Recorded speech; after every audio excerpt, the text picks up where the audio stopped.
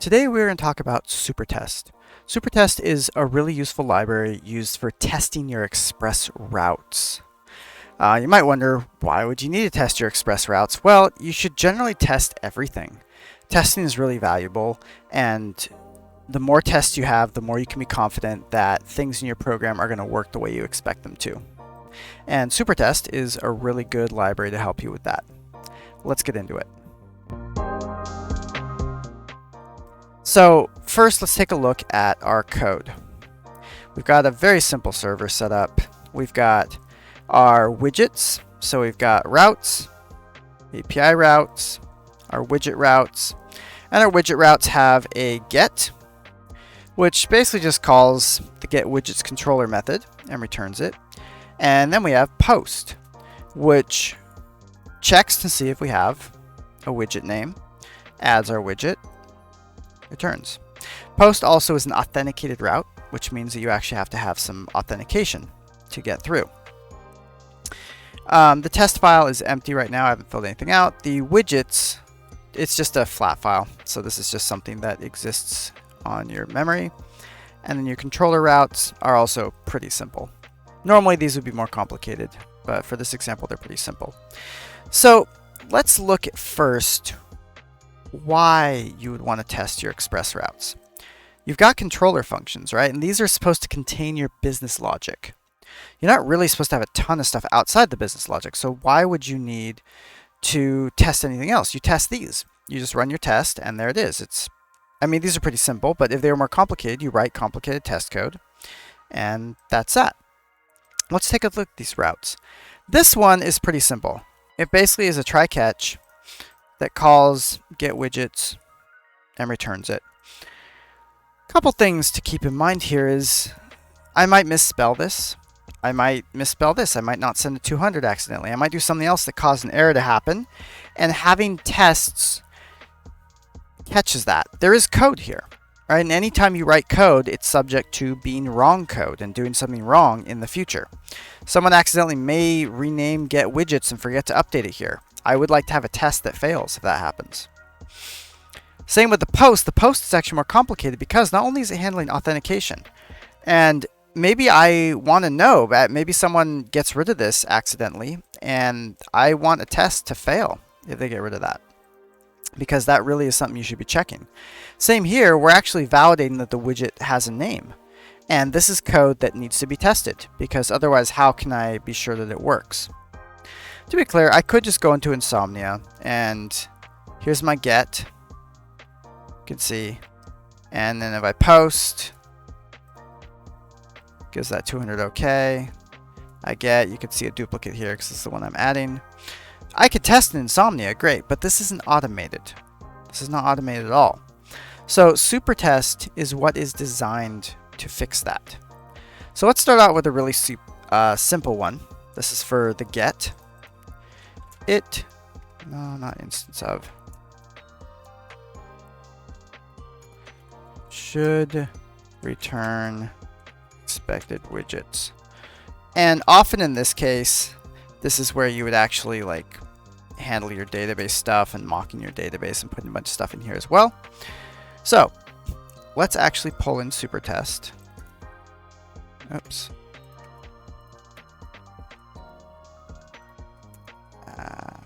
Supertest equals require Supertest. And we're going to start off and we're going to say, okay. Actually, this needs request, doesn't it? I think they called it request in their documentation, so I'll just go with that. And then we want to say, okay, response equals await request app. We'll get to what that means in a minute. Dot get API widget. And then you could do some really fun things with the response, like expect response.status to equal 200. Expect response. This is not exactly what I want, but something similar to this. Actually, let's do this. Let's take response.body.length to equal 5, let's say, because I have 5 in my test data, and then we'll just check one of them. Response.body 0 to equal some object. And then I'm going to leave that for now, and then I'll fix it a little later. Okay, if I run test, there's something we've left out here. Okay, it fails because it doesn't know where app is. Now app, here's the thing, this app is meant to be this app. Why? Why is that? Well, because Supertest is actually testing my Express routes. So it wants to use Express setup the way Express is normally set up. So that's why it actually wants to use this route. Now what you would do in this case, because I can't really export my app out of this file. I mean, I guess I can, but the listen here causes some issues with it. So what I want to do is I actually want to create my app in another place so that I can utilize it here and there. So let's see, we're going to call this app.js. Copy all this, and then module.exports equals app. So now my app is available. This is the same server setup. So exactly the same place. Everything's good. It's just now it's exported in a couple places, and now I can say app equals require app. This should still start the server up. No problem. But now I can actually go into my test file. Require, and I need to actually go up 2 directories and grab the app from there. Now I have that same app that I can use in my Supertest. Okay. Oh, response is not defined because response. There we go. Typoed it. All right, so this is saying, oh, my response status. Okay, that's great. We actually got 7 of these instead of 1. Oh, no, that's in the object. That's on this one right here. This line. It's saying, hey, this is the object I got. This is the object I expect, which is great. You know, I'm just going to copy that. Say, because that, you know, that looks good. But you notice the important thing here is that is actually the response that I would expect to get. So now I've got something that is fully testing my entire app. I'll run that again. And this is what we would call an end-to-end test, because it basically starts from the entry point that you would normally call, goes all the way through your code, exercises everything in the code path, and comes back up. If I run a test for widget controller, it might be an integration test, so maybe it has the database, and it might be a unit test, maybe it mocks the database, but it's not going to exercise this code. And again, that doesn't become super important with the get, but it is much more important with the post. So let's take a look at that. So let's see, it should add expected widget. Okay. I'm going to do something similar. Response equals await. Yeah, that's fine. Now notice we're calling send here.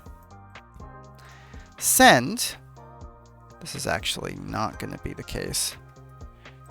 Send gives a bunch of JSON that's going into my request. And I know when I pass JSON and I do a post request to API widget, it's going to create a new widget with these fields. Okay, so what I want to do then is I actually want to run my my GET request again, because that's how I'm going to validate. And I'll come up here. I'm going to validate that it actually did the job, right? Because that's what you want with your test. And now I'm actually expecting 6 items in the body. Okay, we run that. Uh-oh, it failed.